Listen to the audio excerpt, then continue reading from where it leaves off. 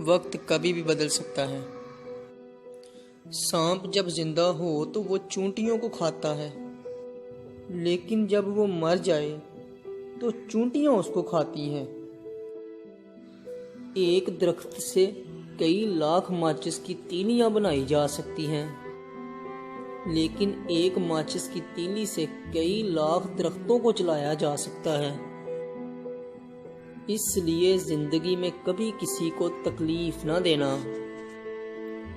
हो सकता है कि आप उससे ज्यादा ताकतवर हों, लेकिन ये मत भूलना कि वक्त आपसे भी ज्यादा ताकतवर है।